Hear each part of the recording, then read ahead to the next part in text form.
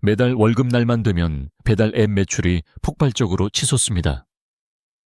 평소보다 무려 2배, 많게는 3배 이상 주문이 늘어나는 날이 바로 월급날입니다. 그런데 여러분, 이 현상이 단순히 돈이 생겼으니 맛있는 걸 먹고 싶다는 이유만으로 설명이 될까요? 그렇지 않습니다. 여기에는 인간의 아주 교활하고도 슬픈 심리적 메커니즘이 숨어 있습니다. 바로 행동경제학에서 말하는 심리적 회계라는 개념이 그 핵심입니다. 대부분의 사람들은 이렇게 생각합니다. 월급 받았으니 좀 써도 되지. 한 달 내내 고생했는데 치킨 한 마리 시키는 게 뭐 대수라고. 이 말은 틀린 말이 아닙니다. 하지만 문제는 이 생각이 단순한 합리화가 아니라 뇌가 돈을 완전히 다른 방식으로 인식하게 만든다는 점에 있습니다. 여러분의 지갑에는 사실 2종류의 돈이 들어 있습니다. 하나는 열심히 일해서 번 월급이고 다른 하나는 생활비로 빠져나갈 돈입니다.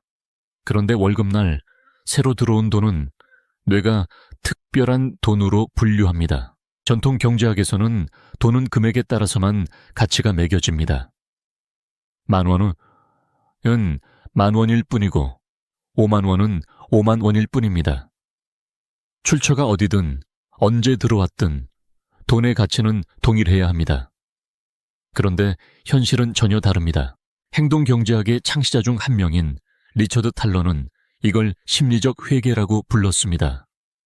사람들은 돈을 마치 여러 개의 통장에 나눠 넣듯이 관리합니다. 월급 통장, 용돈 통장, 비상금 통장, 저축 통장 이런 식으로 말이죠. 그리고 이 통장들은 서로 절대 섞이지 않습니다. 여기서 결정적인 차이가 발생합니다. 평소에 생활비로 쓰는 돈은 이건 진짜 필요한 데만 써야 해 라는 엄격한 규칙이 적용됩니다. 하지만 월급날 새로 찍힌 돈은 이건 추가로 생긴 돈이야 라는 인식이 생깁니다. 마치 복권에 당첨되거나 예상치 못한 보너스를 받은 것처럼 말이죠. 그 결과 이 돈에 대해서는 훨씬 관대해집니다. 배달 앱에서 치킨을 시킬 때 평소 같으면 배달비가 3,000원이나 한다고 라고 생각할 금액도 월급날에는 에이, 월급 받았는데 뭐 라는 말 한마디로 순식간에 허용됩니다. 이 심리적 회계의 고전적인 사례를 한번 들어보겠습니다. 여러분이 영화를 보러 갔습니다. 표값은 10,000원입니다. 그런데 2가지 상황이 있습니다. 첫 번째 상황은 영화관에 도착해서 10,000원짜리 현금을 잃어버린 경우입니다.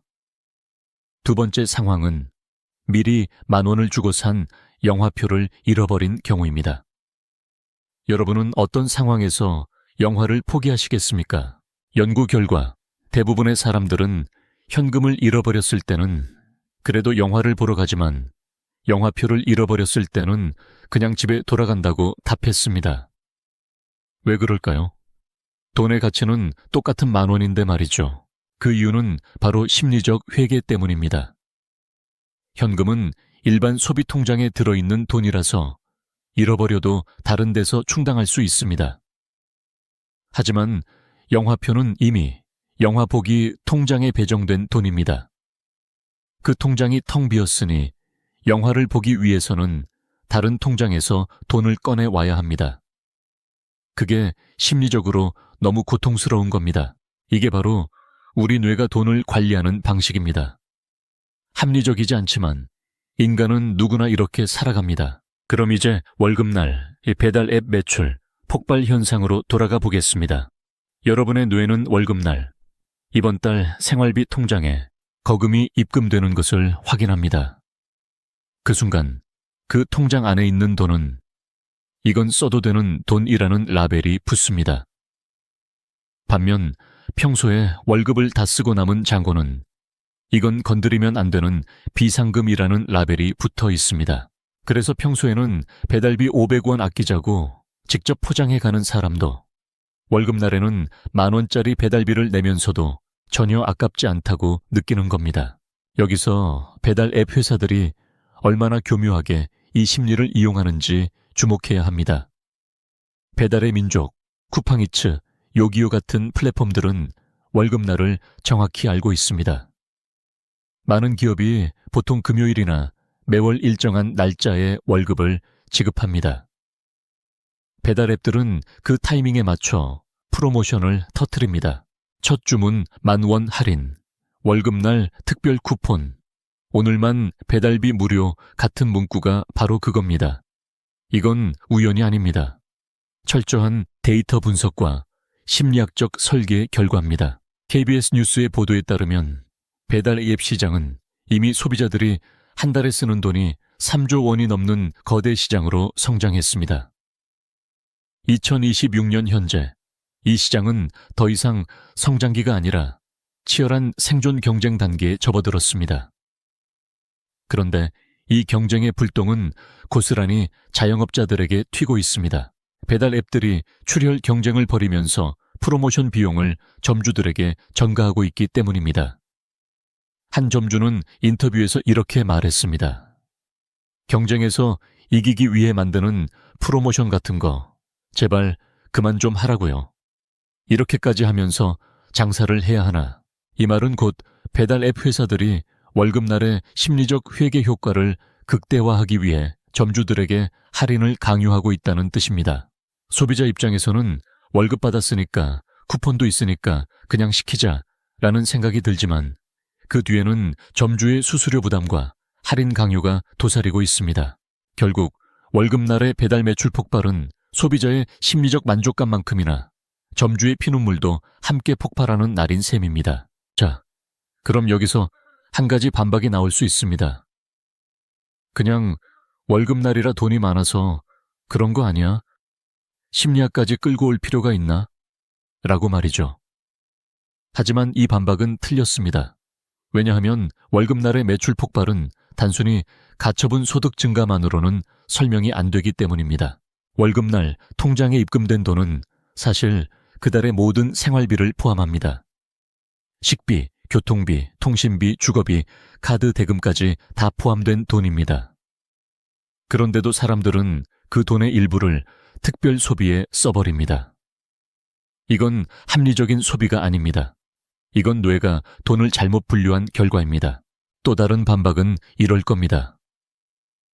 배달비가 싸거나 할인이 많아서 그런 거 아니야? 하지만 2026년 현재 배달비는 결코 싸지 않습니다. 오히려 계속 오르고 있습니다. 배달의 민족에 배민페이달 같은 서비스가 등장했지만 실상은 점주에게 수수료를 반으로 줄여주는 대신 한 곳에서만 주문을 받게 하는 갑질이라는 비판을 받고 있습니다. 한 치킨집 점주는 매출이 20% 이상 줄었다고 호소했습니다. 배달비가 싸진 게 아니라 점주가 손해를 보고 있는 겁니다. 그럼에도 소비자는 할인받았다고 생각하며 주문합니다.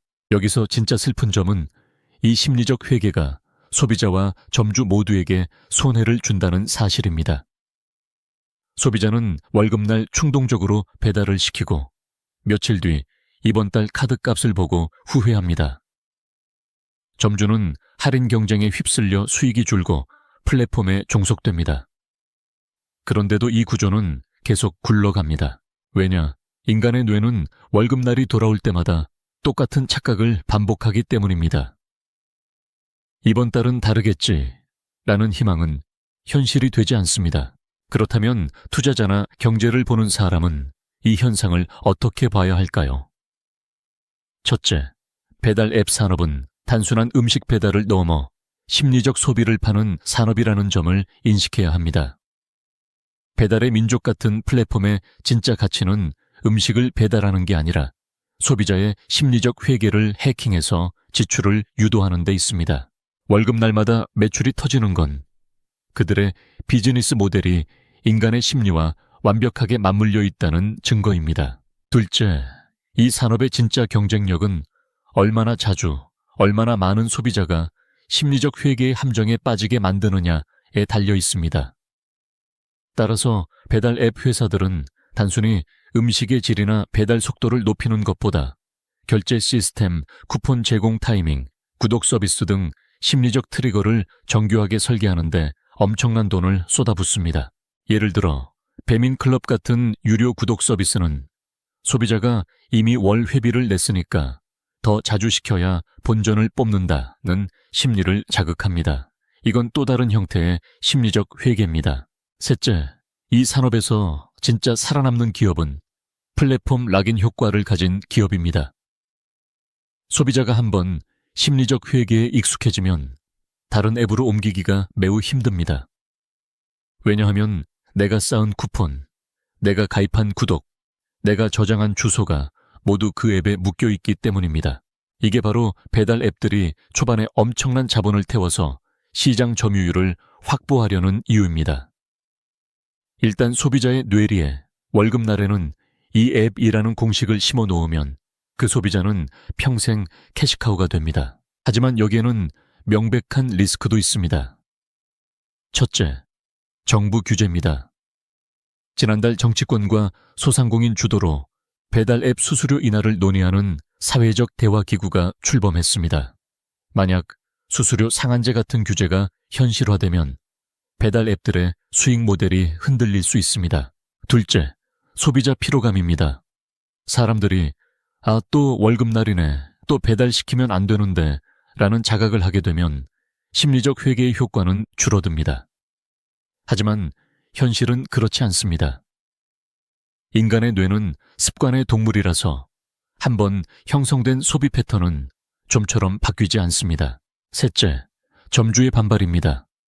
점주들이 더 이상 버티지 못하고 플랫폼을 떠나면 소비자가 선택할 수 있는 음식점이 줄어들고 결국 배달 앱의 가치도 하락합니다. 이건 플랫폼에게는 치명적인 악순환입니다. KBS 뉴스에서도 지적했듯이 상생아는 아직 별 소수도 없다는 게 현실입니다. 자, 그럼 결론입니다. 여러분, 월급날이 다가오면 이 생각을 한번 해보십시오. 지금 통장에 찍힌 돈은 써도 되는 돈이 아니라 이번 달을 살아갈 생계비입니다. 그 돈을 특별한 돈으로 착각하는 순간 당신은 배달 앱 회사가 설계한 심리적 함정에 정확히 걸려든 겁니다.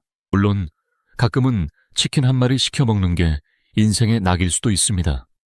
하지만 그 선택이 심리적 회계 때문인지 진짜 원해서인지는 스스로에게 물어볼 필요가 있습니다. 투자자의 입장에서는 이 산업의 성장성을 부정할 수 없습니다. 인간의 심리는 쉽게 바뀌지 않고 월급날의 매출 폭발은 앞으로도 계속될 가능성이 높습니다. 하지만 그 이면에는 플랫폼에 종속된 점주들의 고통, 소비자의 합리적 선택을 방해하는 심리적 장치, 그리고 정부 규제의 리스크가 함께 존재합니다. 이 산업에 투자한다면 단순히 매출 성장만 보지 말고 얼마나 오래 이 심리적 회계를 유지할 수 있을지를 봐야 합니다. 지금 당장 하지 말아야 할 것은 월급날 배달 앱을 켜는 순간 나는 오늘 특별하니까 라는 생각에 사로잡히는 겁니다. 대신 한숨 돌리고 냉장고를 열어보십시오. 거기에 있는 재료로 간단히 해결할 수 있는 게 분명 있을 겁니다. 그리고 진짜로 배달을 시켜야겠다면 이건 내가 진짜 원하는 선택인가? 아니면 내 뇌가 속고 있는 건가?를 한 번만 더 자문해 보십시오. 그 한 번의 질문이 당신을 심리적 회계의 함정에서 구해낼 수 있습니다. 이 영상이 도움이 되셨다면 구독과 좋아요 눌러주시고 주변에 월급날마다 배달시키는 친구가 있다면 이 영상을 꼭 공유해 주십시오. 그 친구의 지갑과 건강을 동시에 지켜줄 수 있습니다. 감사합니다.